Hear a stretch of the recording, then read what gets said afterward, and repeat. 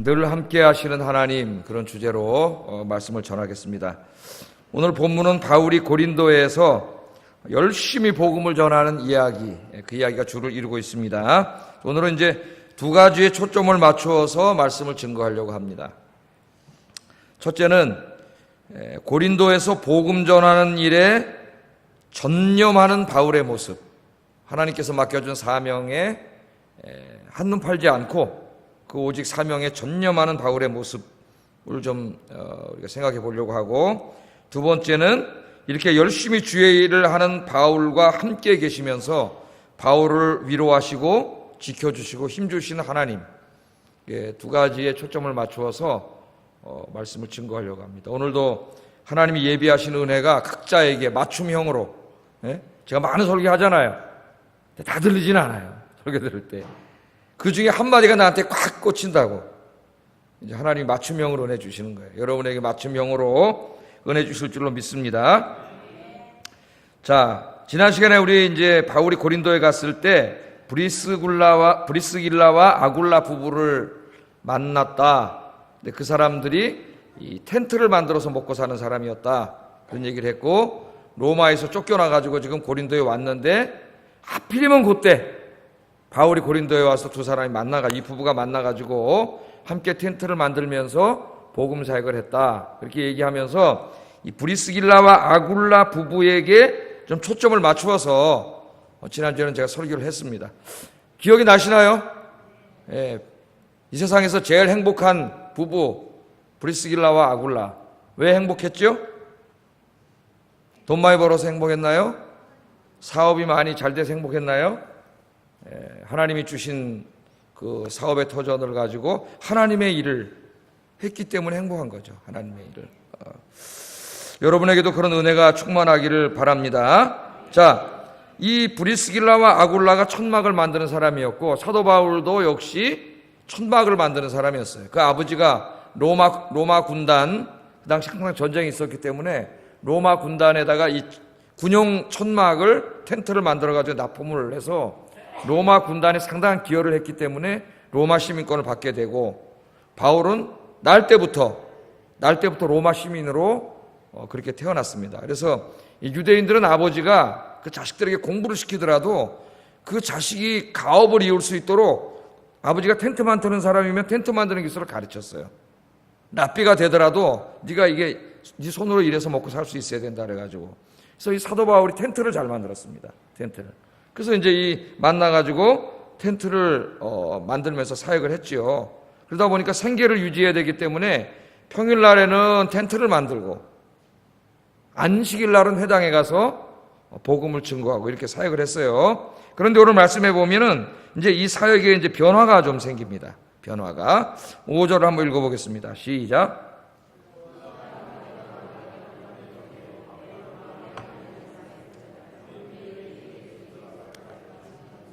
이렇게 사도 바울이 혼자 고린도에 가서 브리스길라와 아굴라 부부를 만나가지고 함께 텐트를 만들면서 돈을 벌고 생계를 이렇게 유지하면서 안식일 날은 가서 복음을 증거하고 이렇게 사역을 했는데, 그렇게 이제 시간이 지나다 보니까 바울이 기다리던 실라와 디모데가 마케도니아로부터 내려왔다. 그렇게 말을 합니다. 그죠? 마케도니아로부터 내려왔다. 그렇게 말을 하고, 실라와 디모데가 마케도니아로부터 내려오매 그 다음 뭐가 연결되어 있어요? 바울이 하나님의 말씀에 붙잡혀. 이게 이렇게 인과관계로 연결되어 있습니다. 그러니까 이전에는 사도 바울이 온전히 복음 전하는 일에만 집중할 수가 없었어요. 먹고 살아야 되기 때문에 평일날에는 텐트를 만들었죠. 텐트를 만들어서 먹고 살고 안식일에 회당에 가서 복음을 전했는데, 이 실라와 디모데가 마게도냐로부터 내려온 다음부터는 사도 바울이 어떻게 했다고요? 하나님의 말씀에 붙잡힐 수가 있었다. 여기 붙잡혔다는 말은 오직 하나님의 일을 하는 데만 전념할 수 있었다 그 말이에요. 오기 전까지는 텐트 만들어야죠. 텐트 만들어서 팔아가지고 먹고 살아야 되잖아요. 금식하면서 맨날 할 수는 없지 않습니까? 근데 이 사람들이 내려오면서부터는 온전히 하나님의 일을 하는 데만 전념할 수가 있었어요. 자, 이 말씀을 통해서 보면은 실라와 디모데가 고린도에 옴으로써 바울이 복음 전도에 집중할 수 있었습니다. 집중할 수 있었다. 이렇게 이게 연결이 되어 있습니다. 자, 이 바울이 왜 집중할 수 있었느냐? 한 두 가지 정도 생각해 볼 수 있는데, 첫째는 두 사람이 와가지고 이제 여러 가지 일을 도왔기 때문에 시간적으로도 좀 많이 집중할 수 있었고, 그러나 그것만이 아니고 두 사람이 내려오면서 아마도 마케도니아 교회에서 보내준 후원금을 가지고 왔어요. 후원금을. 뭐 아마도가 아니라 가지고 왔습니다. 고린도후서에서 얘기하는 거 얘기를 하고 있기 때문에. 자, 이걸 나중에 고린도후서 11장 9절에서 본문에서는 얘기가 안 나오는데 고린도후서에서 바울이 직접 쓰고 있어요. 후원금을 받았다는 걸. 읽어보겠습니다. 시작.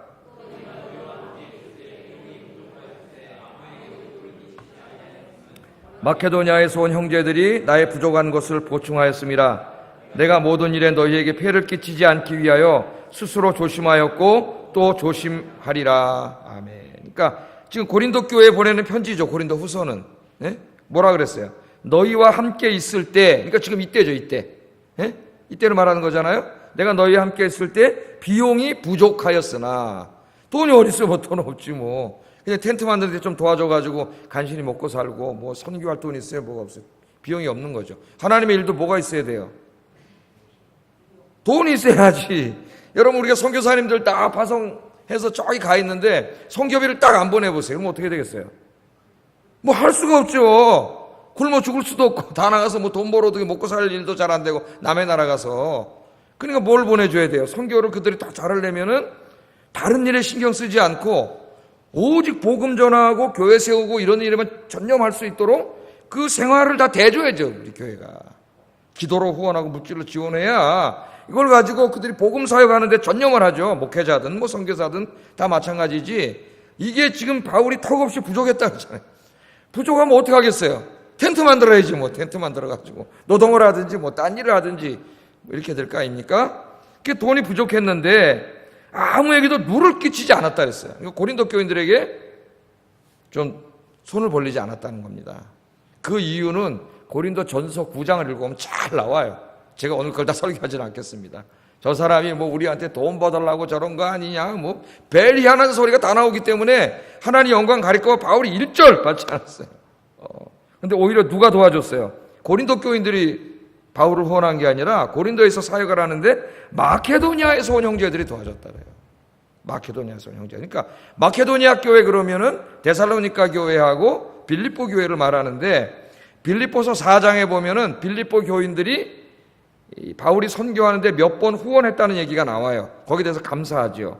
근데 데살로니가 교인들이 후원했다는 말은 직접은 안 나오고 그냥 마케도니아 교인들이라고 얘기를 합니다. 마케도니아 교인들. 그러니까 이게 빌립보 교회인지 데살로니가 교회인지는 정확하게 알 수는 없는데, 오늘 지금 여기 내려온 사람들은 데살로니가에서 내려왔거든요. 마케도니아에 있는 데살로니가에서 내려왔기 때문에 정확한 건 알 수 없습니다. 여기 알 수 없기 때문에.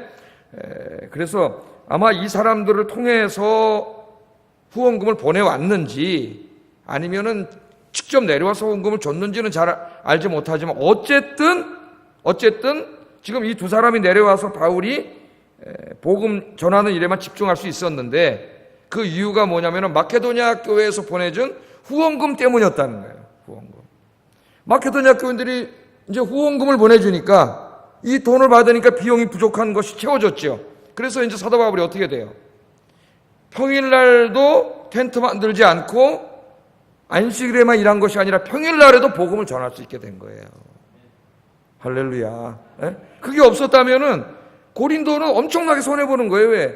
바울이 매일 복음을 전해야 되는데 평일날에는 돈 벌어야 되잖아요. 먹고 살아야 되니까. 비용이 부족하니까. 그 안식일 날만 가서 달랑 복음을 전하면 그게 얼마나 비효과적이겠습니까? 고린도 교회가 굉장히 잘못하고 있는 거죠. 그 사람들이. 그러니까 하나님이 믿음 좋은 저 마케도니아에 있는 빌립보 교회든지 그게 데살로니가 교회든지 믿음 좋은 교회 성도들을 통하여 후원금을 보내준 거죠. 우리가 성경을 보내듯이 우리 뭐 작게 보내지만 여러 교회가 이제 합쳐서 가지 않습니까?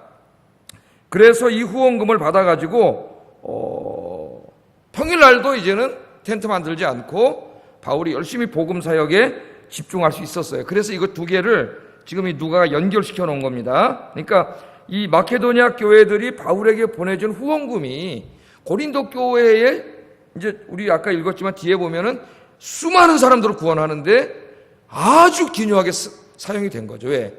바울을 돈 버는 일로부터 자유롭게 해준 거예요. 먹고 사는 문제로부터 자유롭게 해준 거예요. 오직 바울이 주의 일만 하는데 집중할 수 있도록 해줬단 말이에요. 그러니까 이 돈이 작은 돈이겠지만 이게 얼마나 하나님 앞에 기쁘게 쓰였냐 이거예요. 그래서 빌립보서 4장에 보면 바울이 이런 데 대해서 감사하면서 뭐라 그래요? 이 하나님께서 받으실 만한, 기쁘게 받으실 만한 재물이다.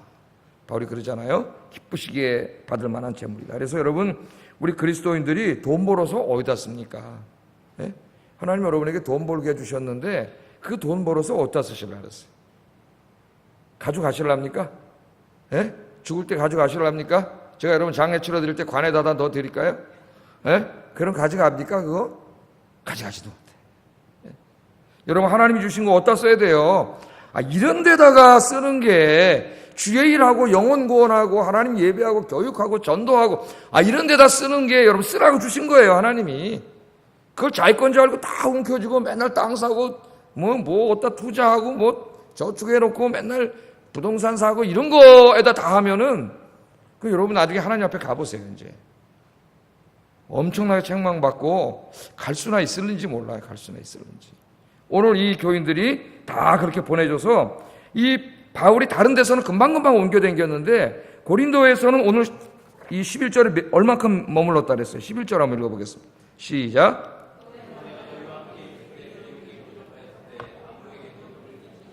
11절 1년 6개월 동안 머물렀다 그랬어요. 18개월 동안. 그래서 바울이 여기서 오랫동안 머물면서 복음을 전하는데 아주 중요한 역할을 한 것이 마케도니아 교회 성도들을 보내준 헌금입니다. 이제 계속 공부하겠지만 또 다른 이유도 있어요. 우리가 하나하나 공부해 나갈 거예요. 그래서 하나님이 주신 돈은 이렇게 써야 된다. 목회자는 다른 일 하면 안 되는 거예요. 목회자가 다른 데 걱정하게 하고 자기 개인 생계와 이런 데 걱정하게 해서 바울이 턱없이 부족했다고 하는 이런 소리가 나오게 하면 이게 안 되는 거예요. 교회가. 목회자가 말씀의 목양에 집중하도록 교회는 후원을 해야 됩니다. 오늘 여기 하나님의 원리가 나오잖아요. 그렇게 하기 위해서는 성도들이, 목회자들이 오직 하나님의 일에만 집중하도록 후원을 해야 되는 거예요. 하다못해 국회의원들도 후원금이 1년에 3억이 들어온다는데 2억 3억이. 저 정치하는 사람들한테도 믿지 않는 사람들이 후원금을 2억 3억씩 하는데 여러분 하나님의 일을 하는데 주의 종들이 뭐 나한테 내라는 게 아니라 여러분 주의 헌금으로 내고 목양자들이 이 목양 사역에만 집중할 수 있도록 세상에 마음을 뺏기지 않고 세상 일 때문에 염려하지 않도록 여러분들은 기도로 후원하고 물질로 후원하고 목회자는 세상 일에 신경 쓰지 말고 정치하러 돌아다니지 말고 오직 하나님이 맡기신 사명, 복음 전하는 사명, 교인들을 양육하고 신방하고 기도하고 이런 사명에만 집중해야 된다. 그게 하나님이 기뻐하시는 일이다. 오늘 여기서 그걸 배우게 됩니다. 우리 아영교회 그렇게 되기를 주의 이름으로 축복합니다. 자, 이 복음에 전념하면서 바울이 복음을 전파했는데 길게 설교를 했겠죠. 바울이. 그죠?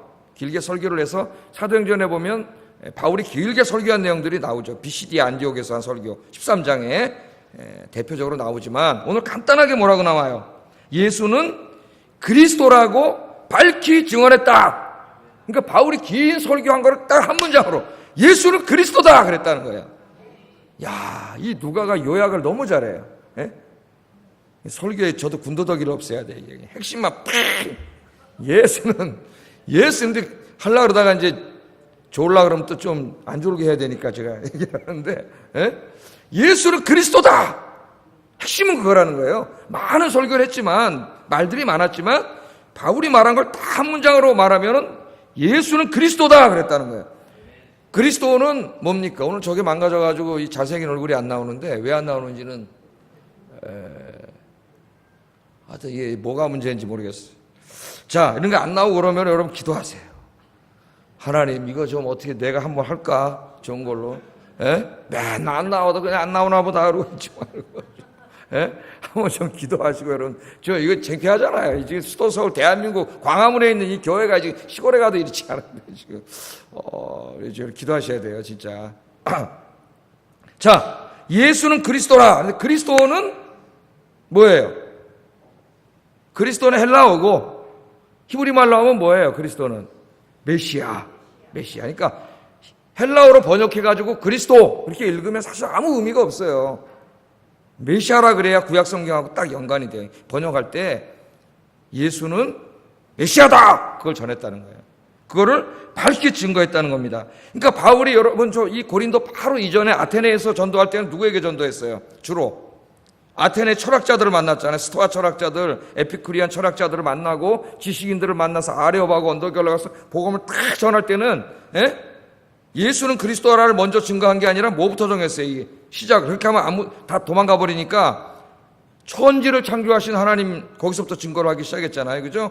여러분 보니까 알지 못하는 신이라고 써붙여놓고 신이 있기는 있는데 그 신이 어떤 분인지는 우리는 알지를 못한다.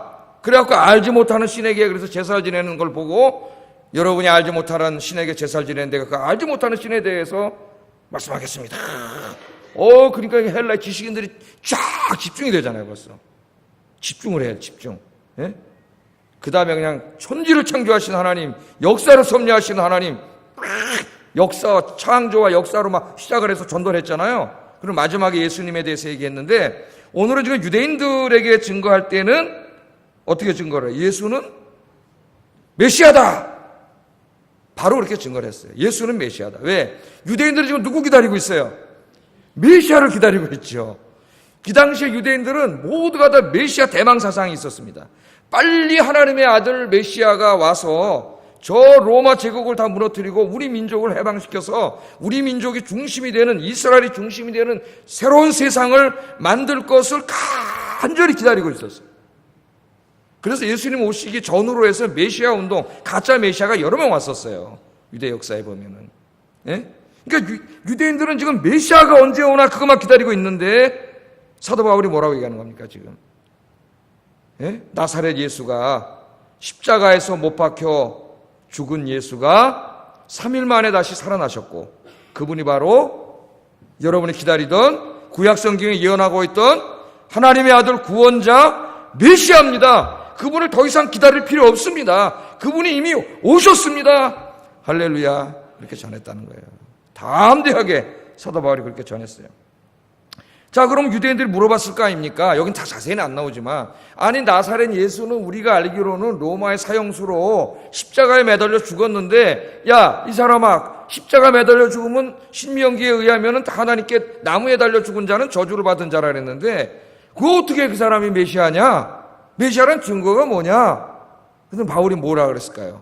사도행전을 쭉 읽어왔잖아요. 뭘 증거했어요? 그분이 죽은 지 3일 만에 다시 살아나셨습니다. 하나님께서 그를 죽은 지 3일 만에 다시 살려주셨습니다. 인간이 어떻게 살아납니까, 여러분? 그 부활이 바로 부활하심이 그가 메시아라는 증거입니다. 바울이 그렇게 증거했죠. 이 톰 라이트라는 학자가 이 부활이라는 책을 이렇게 두꺼운 책을 썼어요. 우리 번역이 되어 있는데 이 부활이라는 책을 써가지고 정말 고대 종교, 철학, 뭐 어떤 신비주의 종교 다 뒤져가지고 하여튼 이 사람이 죽었다가 육신이 다시 부활한다고 하는 그런 것을 가르치거나 주장하는 어떤 철학이나 종교나 뭐 미신이나 이런 게 있는지를 싹 다 연구했어요. 문헌으로. 정말 대단한 학자로 생각합니다. 제가 볼 때.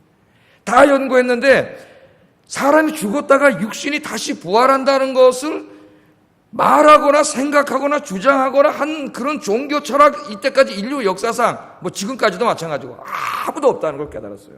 아무도 없다는 걸. 한동안 자유주의 신학자들이 예수님이 부활했다는 말을 야 어떻게 사람이 부활하냐 거짓말이다. 예수님이 진짜 부활한 게 아니고 바울이라는 사람이 나사렛 예수를 신격화시켜서 기독교라는 종교를 하나 만들어갖고 사람들을 끌어모으려고 고대 신비 종교에 있는 어떤 뭐 부활 사상을 가져다가 이렇게 종교를 하나 만든 거라는 거예요. 저 독일에 있는 학자들이 그런 얘기를 많이 했어요. 그게 톰 라이트라는 학자가 그래? 그러고 한번 다 조사해봤더니 거짓말이야. 책상에 앉아서 소설 쓴 거 이놈들이 불투만이니 뭐 이런 유명한 학자들인데도 그런 게 없는 거예요. 그러니까 여러분 이거 뭘 말합니까? 이 아담과 하와 이래로 인류 역사상 죽은 사람이 다시 육신으로 부활해서 살아났다는 것을 주장한 사람도 없고 그게 가능하다고 생각해 본 사람도 아무도 없어요. 아무도. 그런 문헌은 존재하지 않아요. 종교 문헌도 존재하지 않습니다. 그러니까 만약에 바울이 그들이 말했던 대로 예수님이 정말 죽었다 다시 살아나가지고 이게 신이다 하나님이다 그래서 종교를 하나 만들려고 그랬다면은 사도 바울이 그런 종교를 하나 만들려고 했더니 절대 부활했다는 얘기는 하지 않았을 거예요. 왜? 믿어요, 안 믿어요? 아무도 안 믿죠. 아무도 안 믿어. 바울도 엄청난 사상가입니다. 철학자고 차라리 불교처럼 훌륭한 철학을 만들어 놨으면 사람들이 따를 텐데 아니 예수님이 십자가에서 죽었다 3일 만에 부활하셨다고 하는 그 아무도 믿지 않는 아니 믿을 수도 없는 지금도 부활했다고 얘기하면 조롱하잖아요. 세상 사람들이. 부활한다 그러면 지식인들이 조롱해요. 기독교를. 이 양반아 죽어서 다 태워버렸는데 어떻게 부활해. 조롱해. 그러니까 누구를 속여가지고 종교를 만들어서 교세를 키우려고 그랬다면은 예수님이 죽었다가 부활했다는 얘기는 절대로 하지 않았을 거란 얘기예요. 이해가 되시죠? 왜? 아무도 안 믿으니까. 그럼에도 불구하고 바울이 예수님이 부활했다고 얘기한 것은 바울뿐만 아니라 성경 저자들이나 예수님의 제자들이 예수님이 실제로 부활했다는 것으로 반증하는 거예요. 보여주는 거예요. 그럼 여러분 이거 예수님의 제자들도 한번 생각해 보세요. 예수님이 십자가에서 죽으셨을 때 제자들이 어떻게 했어요? 다 도망갔지. 베드로는 어떻게 했습니까? 여종 앞에서 예수님 모른다고? 너도 예수님 제자지? 그랬더니 뭐라 그랬어요? 그 목숨 하나 살겠다고 뭐라 그랬어요? 예수님을 욕하고 저주했습니다. 뭐라고 욕했는지는 모르겠으나 여러분 우리말로 한번 생각을 해보세요. 저기 예수님 있는데 너도 저 예수님 제자지? 그러니까 야 내가 저 어쩌고 저쩌고 쩍쩍쩍쩍쩍 하면서 저를 어떻게 알아? 그랬다는 거예요. 베드로가. 다 도망갔잖아요. 그리고 다 고기 잡으러 도망갔잖아요. 잡혀서 죽을까 봐 숨어 있었잖아요. 그런데 그 사람들이 며칠 있다가 갑자기 예수가 부활하셨다고 얘기하면서 어떻게 해요? 얘기하면서 예수님이 하나님의 아들이라고 증거하면서 전도하다 다 순교했어요. 순교. 그러면 예수님이 부활하지 않았다면은 예수님이 부활하지도 않았는데 그 거짓말 때문에 자기 목숨을 바친단 말이에요? 이게 말도 안 되는 얘기잖아요. 진짜 부활하셨기 때문에. 여러분, 예수님 부활하셨어요. 논리적으로 제가 한번 설명해 드리려는 거예요. 논리적으로 하나, 신학적으로 하나, 예수님이 부활하셨어요. 지금 하나님 우편에 앉아 계셔서 우리 예배를 딱 지켜주시고, 차목사 설교 잘한다, 지금 예수님. 그러고 계실 거예요. 이 자유주의 신학자들이 부활 없다 그러고, 부활이 어딨냐 그러고, 지금 이렇게 하면 책을 쓰고 막 이러는데, 야, 그래도 차목사가 머리는 별로 안 좋지만 그래도 신실하구나. 할렐루야. 목숨 걸고 예수님 부활했죠. 요새 저 신부들도 그 유명한 신부가 난 부활을 안 믿는다 그런 이런 판이에요, 지금. 우리 기독교는 부활의 종교에 부활이 무너지면 다 무너지는 거예요. 여러분, 우리가 부활이 없다면 여기 수요일에 와서 예배 드리는 우리는 진짜 불쌍한 사람이에요. 이 시간에 가서 영화 보든지 놀러 가야지. 돈 벌든지. 이 시간에 왜 여기 와서 앉아 있어요? 부활이 없다면은 주일날 뭐 와서 예배드리고 금요일날 또 와서 9시부터 11시까지 기도하고 부활이 없다면 전도하러 목요일날 오고 새벽 기도하고 이 미친 짓이에요. 부활이 없다면. 그 바울이 뭐라 그랬습니까? 부활이 없다면은 나도 내일 죽을 터이니 먹고 마시자 하리라. 바울이 그랬잖아요. 만일 부활이 없다면은 내가 왜 이렇게 이 돈도 많고 로마 시민권에다 그 당시 최고의 학자요 편안하게 살 수 있는 내가 왜 이러고 맨날 매 맞고 40에 하나가 매를 5번이나 맞고 3번 퇴장으로 맞고 강의위원가 바다위원가 시내위원가 금줄인가 헐버스인가 강도위원가 죽을 거비로 수없이 많이 당하면서 왜 이러고 다니겠냐는 거예요. 부활이 없다면 내일 죽을 터이니 먹고 마시자 하리라. 부활이 없다면은요, 누가 제가 현명한 사람이라 그랬어요? 에피큐리안 철학자들이 제일 현명한 사람이에요. 인생은 부활이 없다면은 이 땅에 좀 있다 죽는데, 최대의 쾌락을 느끼면서 사는 게 지혜로운 사람이에요. 그러나 부활이 있어요. 부활한 다음에 하나님의 심판대 앞에 서기 때문에 그렇게 사는 사람은 제일 어리석은 사람이에요. 왜? 지옥 가니까. 여러분, 부활의 소망을 가지고 헛된 곳에 인생을 낭비하지 말고, 부활의 소망을 가지고 부활의 복음 증거하고 교회를 섬기는 일에, 주님을 섬기고 예배하는 일에 더욱더 힘쓰는 여러분 되기를 주의 이름으로 축복합니다. 점점 더 부활을 부정하는 쪽으로 신학이 가고 있습니다. 우리 젊은이들을 위협하고 있어요. 이성적으로 생각하는 우리가 잘 알아야 돼요. 부활이 무너지면은 기독교는 없는 겁니다. 여러분, 그걸 아셔야 돼요. 부활이 없으면 기독교는 없는 거예요. 예수님도 하나님의 아들이 아니고 기독교는 없는 거예요. 구원도 없고 인간은 죽으면 다 그것으로 끝나는 거예요. 그러면 진짜 인재가 하면 언제 오나 어이 그리고 우리도 울고 댕기고 그러야 돼. 예? 부활이 있기 때문에 바울이 뭐라 그랬어요? 고린도전서 15장에 우리가 다 부활이 있기 때문에 어떻게 하라고요? 헛된 곳에 시간과 인생 낭비하지 말고 오직 주의 일에 더욱 힘쓰는 자들이 되라. 아멘. 그리고 이 부활의 기쁜 소식을 열심히 증거하시기를 주의 이름으로 축복합니다. 자, 바울이처럼 예수님이 부활하신 메시아 하나님의 아들이라고 증거를 하니까 누구보다도 이 메시아를 기다리고 있던 유대인들이 받아들일 것 같았는데 놀라운 일이 벌어져요. 받아들이지 않고 어떻게 했어요? 바울을 대적하고 조롱하고 비방을 했습니다. 야, 예수가 어떻게 메시아냐? 십자가에서 죽었는데 살아났다고? 어떻게 살아나냐? 바리새인들이 부활 믿어야 안 믿어요? 믿어요, 부활을. 예, 바리새인 사두개인이 안 믿지. 예, 나중에 하나님의 나라가 이루어지면은 다 부활이 된다고 믿는 사람들이에요. 그러나 예수님이 진짜 부활했다 그러니까 안 믿어. 안 믿어. 우리도 그럴 때 있지 않습니까? 여러분, 하나님이 지금도 기적을 행하시는 거 믿으시죠? 예? 안 믿어요? 병도 치료하시고 하나님이 기적을 행하시죠. 우리가 그걸 믿잖아요. 예? 기도하고. 그러니까 기도하지 않습니까? 인간적으로는 불가능하지만 하나님께서 이루어달라고 기도하면 전혀 불가능한데 하나님께서 다 이루어주시고 어떤 병도 다 낫게 하시고 안 되는 일도 막 대기하시고 그러잖아요. 근데 우리가 어느 날 어떤 사람이 간증을 하는데 내 기도했더니 하나님께서 기적적인 방법으로 나를 이렇게 도와주셨다 그러면은 저뻥 아닌가? 진짜 하나님 기적적인 방법으로 도와주셨나? 그런 생각 들어야 안 들어요? 솔직히 말해서. 오늘 현대인들이 말로만 하나님을 믿고 하나님이 전능하시다 그러고 예배드릴 때 전능하사 천지를 만드신 하나님 아버지를 내가 믿사오며 맨날 신앙 고백하는데 실제로 하나님 지금도 살아계셔서 역사하셨다 그러면 내 인생 속에 역사하셨다 그러면 잘 안 믿어요. 아니, 안 믿어. 저 사람 괜히 저 뻥치는 거 아니야? 이런 생각이 들어요, 안 들어요? 저만 되나 믿음이 너무 좋으셔가지고 우리 안에 그래. 왜? 그만큼 우리 믿음이 엉망이에요. 엉망. 믿음이 있는 것 같은데도 믿음이 엉망이에요. 이 사람들 그러잖아요. 부활을 이렇게 기다리는 사람들인데 예수님 부활하셨다니까 안 믿어요. 그리고 무슨 사람이 부활하냐 그러면서 바울을 비방했잖아요.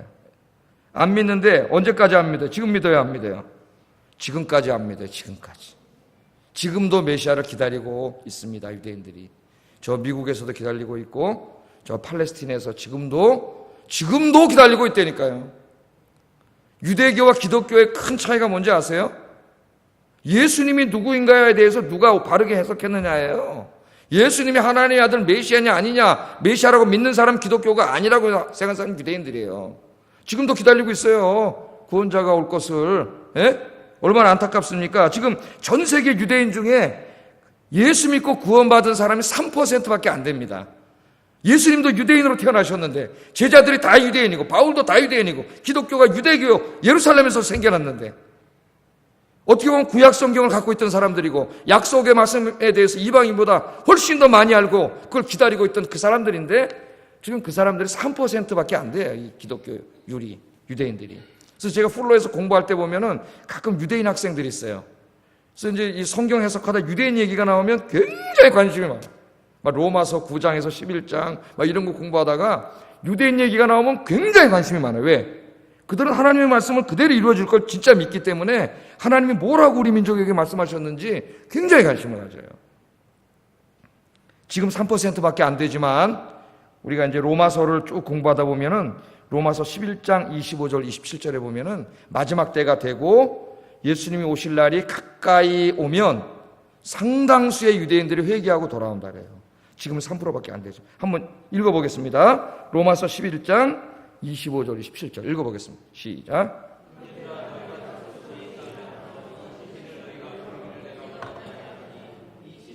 이방인의 충만한 수가 들어오기까지 이스라엘의 더러는 우둔하게 된 것이라. 그리하여 온 이스라엘이 구원을 받으리라. 기록된 바 구원자가 시온에서 오사 야곱에게서 경건하지 않은 것을 돌이키시겠고 내가 그들의 죄를 없이 할 때에 그들에게 이루어질 내 언약이 이것이라 함과 같으니라. 아멘. 뭐라 그랬어요?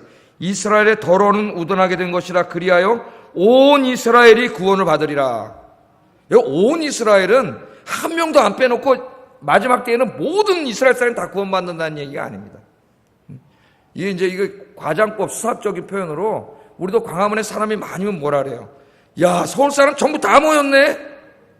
100만 명밖에 안 모였는데, 1000만 명에서 10분의 1밖에 안 모였는데, 50만 명만 모여도 서울 사람 다 모였네? 그런 표현이에요. 그러니까 이건 유대인들이 한 명도 안 빼놓고 다 구원받는다는 얘기가 아니라 상당수의 유대인이, 지금은 3%밖에 예수를 안 믿지만 상당수의 유대인이 눈에 띌 정도로 회개하고 돌아온다는 겁니다. 마지막 때에. 하나님이 지금은 그들이 하나님 앞에 버림을 받고 예수를 십자가에 못 박고 그래서 2000년 동안 나라 없이 헤매가 다녔잖아요. 핍박받고 그 죄값을 2000년 받았어요. 메시아를 십자가에다 못 박아 죽였는데, 예?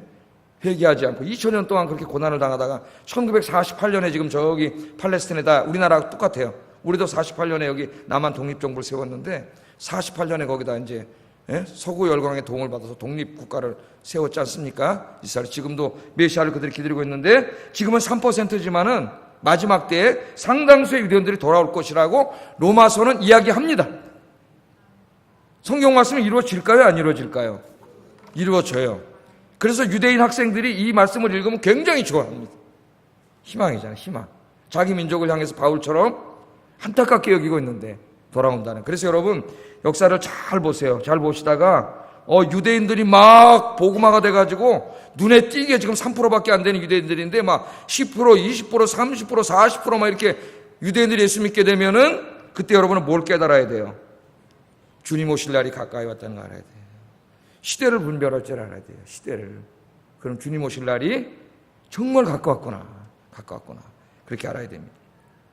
언제 이루어질지 몰라요. 언제. 정신 차리셔야 돼요. 정신 차리셔야 돼요. 자, 이렇게 유대인들이 거부를 했습니다. 거부를 했어요. 그랬더니 사도 바울이 더 이상 회당에서 전도하지 않습니다. 전도하지 않고 어떤 행동을 해요? 옷을 털어버렸어요. 회당에서. 부활했다고 막 증거해. 자기 민족을 너무 사랑하잖아요. 사도 바울이 로마서를 읽어보세요. 자기가 하나님의 나라의 생명록에서 자기 이름이 지워져서 자기가 지옥 갈지라도 내 민족을 구원해달라고 기도한 사람이 바울입니다. 예? 고린도전서에서도 자기 민족이 믿지 않는 것에 대해서 너무 괴로워하고 아파해요. 바울이 그런 사람이에요. 그런데 오늘 여기 이 고린도 교인들이 끝까지 거부하니까 어떻게 했어요? 옷을 털면서 일어납니다. 그러니까 설교하다 어떻게 해요? 옷을 털면서, 예? 박차고 자리로 일어나가지고 뭐라 그래요? 뭐라 그랬어요? 너희 피가 너희 머리로 돌아갈 것이요 나는 깨끗하니라. 그렇게 말합니다. 자, 이 말씀은 에스겔서 33장 1절에서 7절로 생각나게 해요.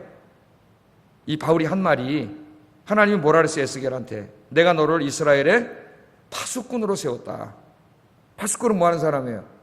성에 나가서 성루에 올라가서 보초 서는 사람이죠.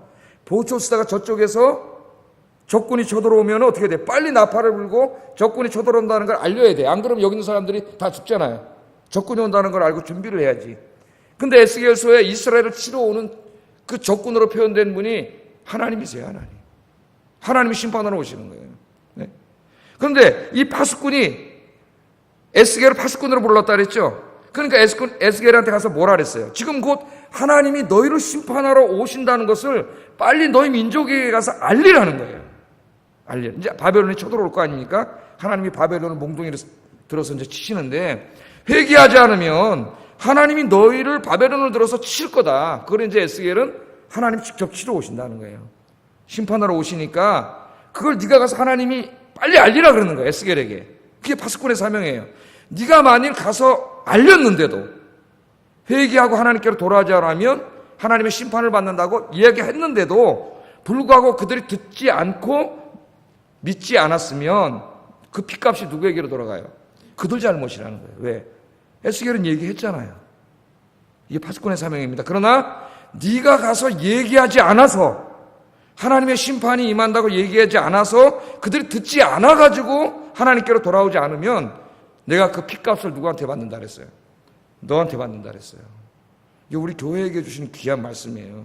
우리는 세상에 나가서 이야기해야 돼요. 그렇게 죄 짓고 계속 살고 하나님께로 회개하고 돌아오지 않으면, 예수 믿고 하나님께로 돌아오지 않으면 여러분 지옥 갑니다. 그렇게 이야기해야 돼요. 그래서 우리가 그렇게 얘기했는데도 내 친구들이, 난 옆집 사람이나 내가 아는 사람들, 시장에서 매일 만나는 사람들이 내가 얘기했는데도 그들이 믿지 않으면 그건 그들 책임이지만, 내가 매일 만나면서도 한 번도 입을 벌려서 이 얘기를 하지 않았다면, 그래서 그들이 예수 믿지 않았다면은 내가 그 핏값을 누구에게 받는다네? 우리에게 받는다. 하나님 말씀하셨어요. 지금 바울이 한 말이 이 말입니다. 이 말을 한 거예요. 그러니까 옷을 털어버리면서 뭐라 그래요? 나는 잘못 없다. 나는 전했고 너희가 믿지 않았으니까, 받아들이지 않았으니까 이 핏값이 네 머리에 떨어질 거다. 지금 그 말한 거예요. 나는 깨끗하다. 그렇게 얘기한 겁니다. 어떤 목사님이 간증하시는데, 아파트 사시는데 항상 옆집 사는 분이 부담이 됐대요. 나중에 하나님 앞에 갔을 때 저분이 너 어디 살다 왔냐? 그분이 옥하는 목사님이 사실 돌아가셨는데, 옥하는 목사님 간증하신 거예요. 옆집 사는, 아파트 옆집 사는 분인데 항상 옆집 사람이 너무 부담이 됐다는 거예요. 하나님 앞에 갔는데 옆집 사람이 예수를 안 믿었어. 그래서 하나님이 너 어디 가서 어디서 살다 왔냐? 저 옥하는 목사 옆집에 살다 왔습니다. 그렇게 말하면 어떻게 될까? 하나님 앞에 가서 그 간증을 한 적 있어요. 안타까운 마음. 여러분, 우리 주변에 지금 믿지 않는 사람들이 많이 있습니다. 여러분 어디에 가시든지, 뭐 시장에 가시든지 동네 가시든지 뭐 어디 직장에 가시든지 여러분이 만나서 이야기하고 교류하는 사람들 중에 믿지 않는 사람들이 있어요. 하나님이 만나게 해주시는데, 여러분이 전도했음에도 불구하고 믿지 않으면 그건 그들의 잘못이지만, 여러분들이 입도 뻥끗하지 않아서 그들이 믿지 않았다면 하나님이 그 핏값을 우리에게 돌린다 그랬어요. 오늘 바울이 한 행동이 바로 그런 행동입니다. 여러분, 우리 주변에 있는 사람들에게 듣든지 안 듣든지, 그러면서 하나님이 뭐라 그랬습니까? 에스겔에게 듣든지 안 듣든지 너는 가서 말하라 그랬어요. 우리의 소명은 뭐냐? 그들이 듣든지 안 듣든지 가서 이야기하는 겁니다. 진리이기 때문에 이야기해 줘야 돼요. 듣고 안 듣는 건 그들의 책임이에요. 듣든지 안 듣든지 열심히 복음 증거하는 여러분 되길 바랍니다. 내가 전도했는데 안 믿으면 어떡하지? 그거 어쩔 수 없어요. 어쩔 수 없어요. 그러나 우리는 듣든지 안 듣든지 전해야 돼요. 그게 하나님 우리에게 주신 사명이라는 걸 믿고, 내가 만나는 사람들에게 꼭 복음 증거하시는 여러분 되시기를 주의 이름으로 축복합니다. 자, 바울이 이렇게 막 극렬하게 반대를 받으니까 더 이상 회당에서 이제 전도를 할 수가 없게 됐습니다. 그죠? 그래서 옷을 털어버리고, 나는 전도했지만 니네가 믿지 않았으니까 이 핏값은 네 머리 위에 떨어질 거다. 나는 사명을 다했다. 바울도 그러고 갔어요, 그냥. 그리고 이제 나왔는데 회당에서 예배를 드릴 수가 없잖아요. 회당에 못 간단 말이에요. 그들이 극렬하게 반대하니까. 그래서 어디서 가서 이제 예배를 드리면서 복음을 전했냐 하면은 그 내용이 이제 디도 유스도라고 하는 사람 집에서 그렇게 하게 됐는데, 이 바울이 이렇게 설교할 때 회당에 나왔던 사람들 중에서 예수를 믿은 사람들이 상당히 생겼습니다. 그 중에서 이제 누가가 두 사람을 실명으로 얘기를 하는데, 7절 8절 한번 읽어보겠습니다. 7절 8절 시작.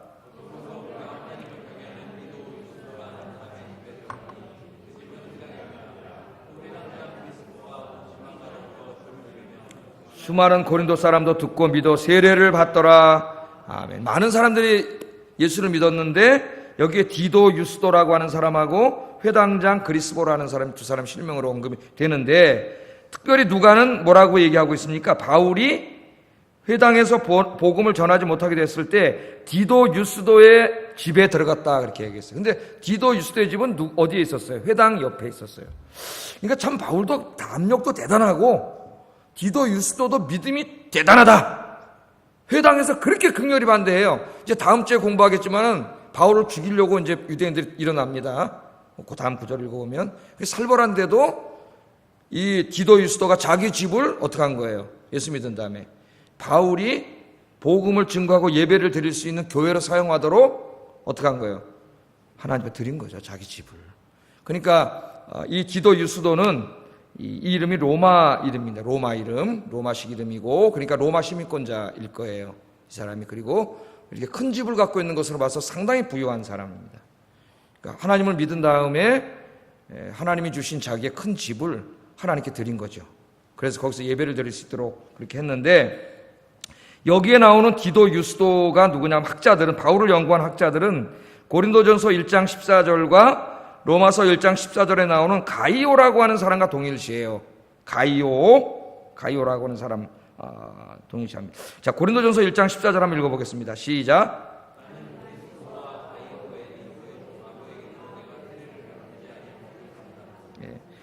지금 본문 7절 8절에는 디도 유스도와 회당장 그리스보 나오는데 고린도전서 1장 14절에는 그리스보와 디도 유스도가 아니라 가이오라고 나오잖아요. 그러니까 이 가이오가 바로 디도 유스도하고 같은 사람이라는 거예요. 상당히 일리가 있고 상당수 학자들이 이렇게 주장을 합니다. 이 가이오와. 그래서 아마 이 전체 이름은 가이오 디도 유스도였을 거예요. 로마인들은 이름이 굉장히 길어요. 그러니까 로마식으로 읽으면 가이우스, 티투스, 유스투스. 로마인들은 이름이 3개, 4개가 이렇게 됩니다. 그래서 이 사람의 이름이 가이오 디도 유스도. 그러니까 가이오와 같은 사람이에요. 같은 사람입니다. 그래서 로마서 16장 23절에 보면 이 사람이 어떤 일을 했는가가 여기 나와요. 사도행전 말씀과 일치돼요. 한번 읽어보겠습니다. 시작.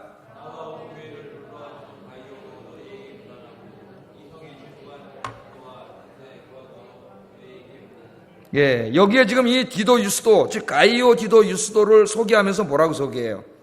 나와 온 교회를 돌보아 주는, 그렇게 말합니다. 나와 온 교회. 예? 지금 이거 로마서는 고린도에서 쓴 편지거든요. 그러니까 나와 고린도 교회를 돌봐주는 가이오 디도 유스도. 그럼 어떤 사람인지 알겠죠?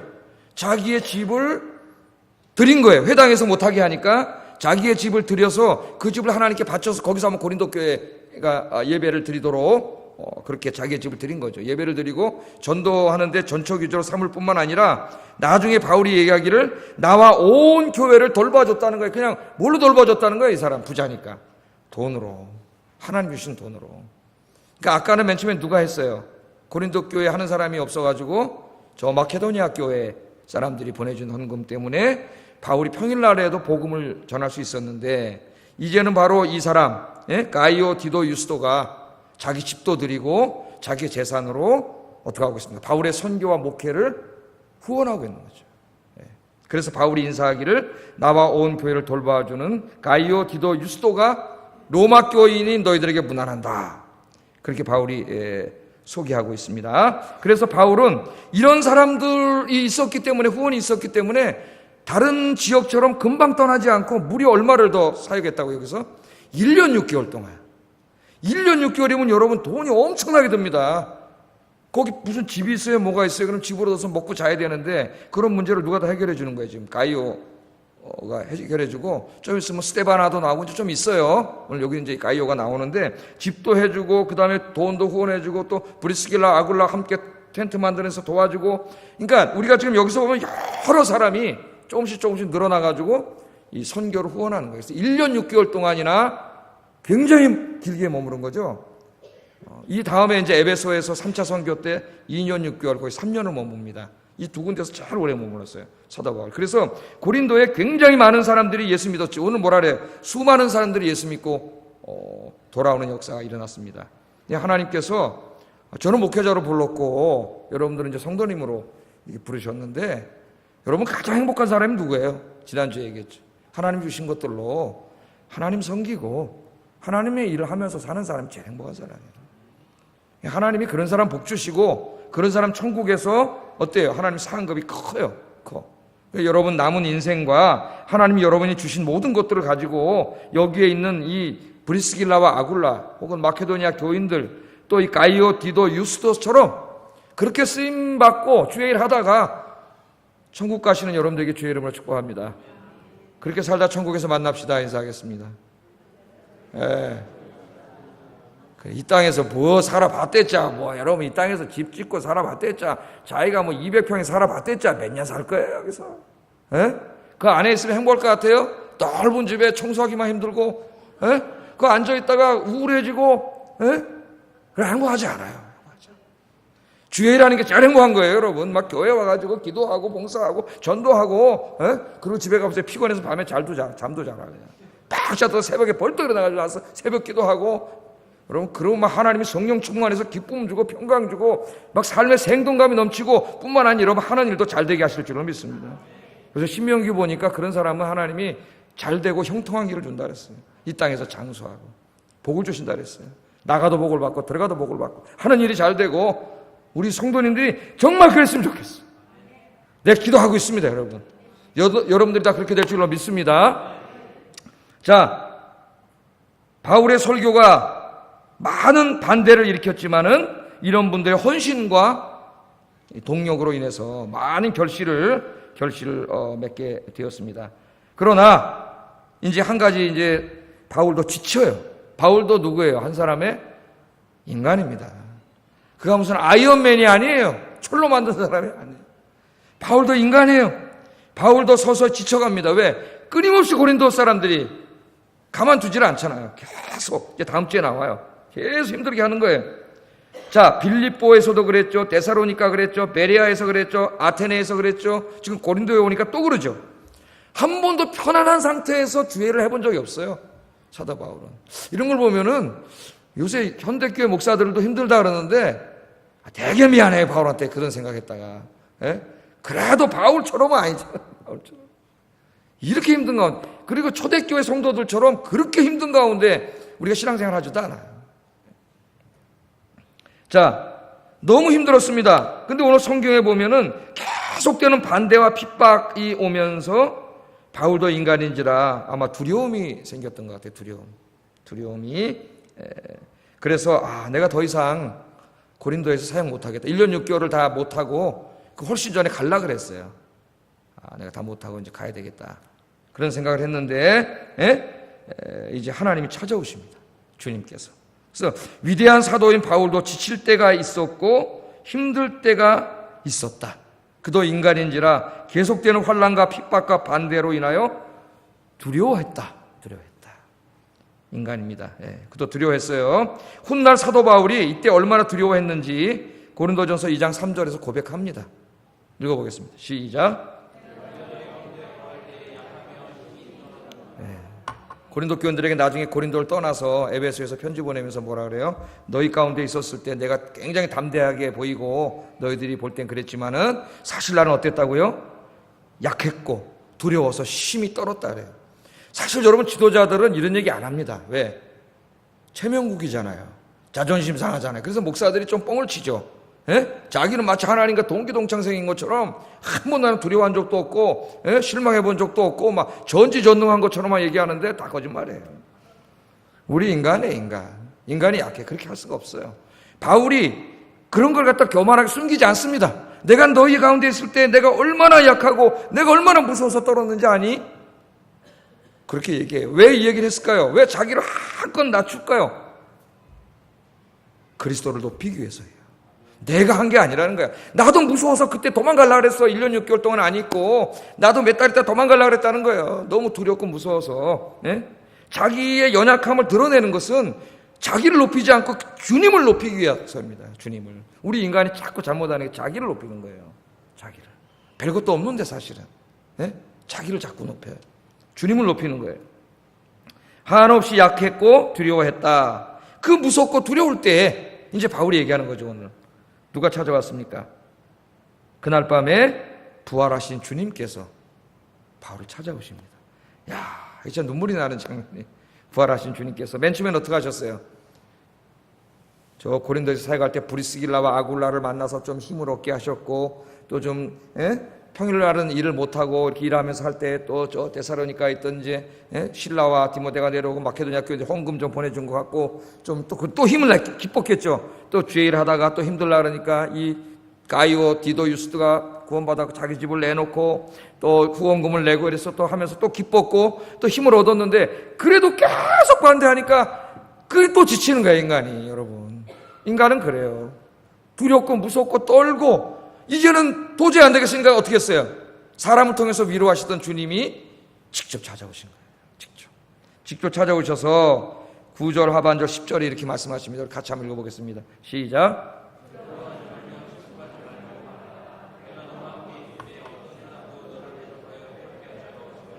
이는 이 성중에 내 백성이 많음이라 하시더라. 바울이 얼마나 두려워했으면 우리 부활하신 주님이 찾아오셔서 바울아 두려워하지 말라. 바울 언제 또 찾아오셨었어요? 예수님 핍박하려고 막 죽이려고 막 숑숑거리면서 갈 때 부활하신 주님 찾아오셔서 바울아 바울아 사울아 사울아 네가 왜 날 핍박하냐 그랬잖아요. 그 주님께서 또 찾아오셨습니다. 바울에게 두려워하지 말고 침묵하지 말라. 그러니까 이 말씀을 보면 바울이 전도를 계속 용기 있게 막 이제 목숨 걸고 하다가 두려워져가지고 이제 그만해야 되겠다 무서워서 이런 생각이 들었던 거예요. 입을 다물려고 했던 것 같아요. 예? 바울도 근데 하나님 뭐라 그래? 주님이 두려워하지 마. 내가 너와 함께 하니까. 그리고 침묵하지 말라. 계속 두려워하지 말고 복음 전하라 그거죠. 왜요? 내가 너와 함께 있다. 아멘. 아멘입니까? 바울이 두려워할 때는 못 느꼈던 것 같아요. 그렇죠? 사람이 아무리 믿음이 좋아도 너무 힘들고 어렵고 두려움에 빠지면 하나님이 함께 계신 걸 순간 잊어먹을 때가 있어요. 그럼 더 두려움에 휩싸이죠. 사람이 불안하고 두렵고 입 다물어지는 거죠. 못하는 거죠. 죽이려고 그러는데 근데 그때 갑자기 주님이 찾아오셔서 이제는 바울이 느낄 수 있도록 바울아 바울아 두려워 말라. 내가 너와 함께한다. 그러니까 바울이 고린도에서 사역할 때 뭐 데살로니가, 빌립보, 그 다음에 아테네, 베레아 사역할 때 바울은 혼자였던 적이 없습니다. 누가 항상 함께 계셨어요? 부활하신 주님이 함께 계셨어요. 혼자 내버려둔 게 아니라 부활하신 주님이 그 고난의 현장에 함께 오셔서 지켜주고 계셨어요. 네?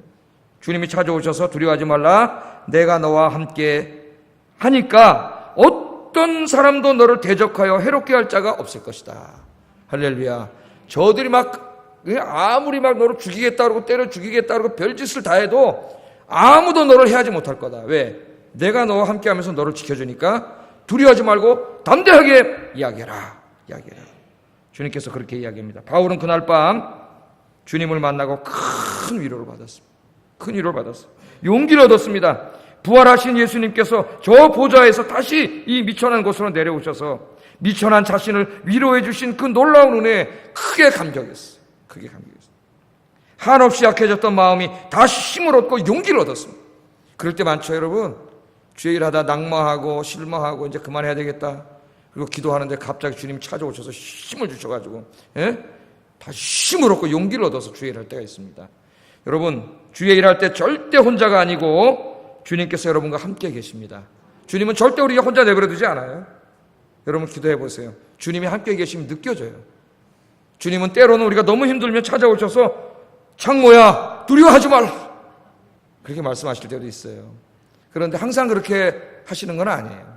바울의 인생에 봐도 항상 찾아오셔서 두려워하지 말라 이렇게 음성으로 말씀하신 건 아니에요. 또 환상중에 찾아오신 건 아니에요. 대부분은 이렇게 사람들을 통해서 위로하시거나 사람들을 통해서 돕거나 지혜를 주시거나 이렇게 도와주셨어요. 그러나 정말 필요할 때는 이렇게 초자연적인 방법으로 찾아오셔도 도와주셨어요. 그러니까 우리 인생을 도와주실 때도 마찬가지입니다, 여러분. 항상 무슨 갑자기 환상 중에 주님이 뿅 나타나셔가지고 우리를 그렇게 도와주시는 건 아니에요. 그건 정말 간혹 한번 하나님이 이렇게 하시는 거고 여러 가지 사람들과 환경들과 여러 가지 일들을 통해서 주님이 우리를 지켜주실 줄로 믿습니다. 주님이 이렇게 위로하시고 용기를 주셨기 때문에 1년 6개월 동안 고린도에 머물면서 바울은 사역을 했고 많은 사람들을 구원할 수 있었습니다. 많은 사람들. 여러분 주의 일을 할 때 우리가 부족한 것들이 있을 수 있습니다. 염려하지 마십시오. 하나님이 채워주세요. 하나님 다 채워주시고요. 우리가 힘이 없고 절망하고 두려워할 때는 찾아오셔서 직접 꿈속에라도 찾아오셔서 여러분 손잡고 위로해 주시는 분이 우리 주님인 줄로 믿습니다. 그래서 여러분 힘내십시오. 주님이라는 데도 힘내시고 이 세상 살아가는데도 나 혼자가 아니다. 주님이 함께 계신다. 예? 언제까지 함께 계신다 그랬어요? 세상 끝날까지 함께 계시고 여러분 힘들 때는 위로해 주세요.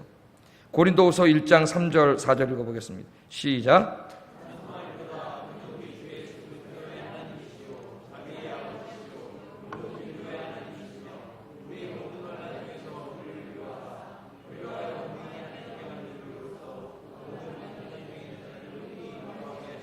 아멘. 사도 바울은 그의 인생에서 여러 번 이렇게 하나님의 위로함을 받았습니다. 그래서 뭐라 그래요? 찬송을 하죠. 하나님 찬송하면서 그는 우리 주 예수 그리스도의 하나님이시여 자비의 아버지시여 모든 뭐의 하나님이에요? 위로하시는 하나님이에요. 오늘 시간에도 여러분 하나님의 위로가 가득하기를 주의 이름으로 축복합니다. 여러분 기도할 때 성령을 통해서 위로해 주시고, 예배 드릴 때 설교를 통해서 위로해 주시고, 성경 읽을 때 말씀을 통해서 위로해 주세요. 하나님이 여러분 위로해 주시면은 그 하나님의 터치하심이 내 마음속에 이루어지면 걱정과 불안과 두려움이 사라지고요, 마음의 평안이 찾아오고 기쁨이 찾아와요. 이런 하나님의 위로와 기쁨이 여러분에게 가득하기를 주의 이름으로 축복합니다. 그 다음엔 어떻게 하라 그랬어요? 이 하나님의 위로를 받은 다음에 어떻게 하라 그랬어요? 그 위로가 필요한 사람을 위로하라 그랬어요. 하나님의 위로를 체험한 사람만이 다른 사람을 위로할 수 있어요. 하나님의 위로를 체험하지 못한 사람은 다른 사람 위로할 수 없어요. 주님께 받은 위로로 이제 여러분 주변에 위로가 필요한 사람들 찾아가셔서 위로하시는 여러분 되기를 주의 이름으로 축복합니다. 기도하겠습니다. 사도 바울이 1년 6개월 동안 고린도에서 힘들었지만 그 오랜 동안 복음 사역을 할 수 있었던 데는 첫 번째는 헌신한 사람들이 있었습니다. 브리스길라와 아굴라, 그죠? 마케도니아 교회 성도들, 그리고 여기 나오는 가이오, 디도, 유스도 같은, 하나님, 내가 우리 아이언교회 그런 사람이 되게 하시고 주의 종과 손잡고 주님의 복음과 교회를 위해 섬기는데 내 가진 모든 것을 들여 헌신하는 삶을 살게 하여 주시옵소서. 첫 번째 기도 제목이에요. 두 번째, 우리를 세상의 파수꾼으로 부르신 주님, 듣든지 안 듣든지 내 주변에 만나는 모든 사람들에게 복음 증거하는 삶을 살게 하여 주시옵소서. 기도하시고, 우리가 주의 일을 할 때, 이 땅을 살아갈 때 늘 함께 하시고 힘을 주시는 하나님, 나에게 힘을 주시고 주님이 주시는 위로와 이 용기로 다른 사람을 위로하고 용기를 줄 수 있게 해 주시옵소서. 기도하겠습니다.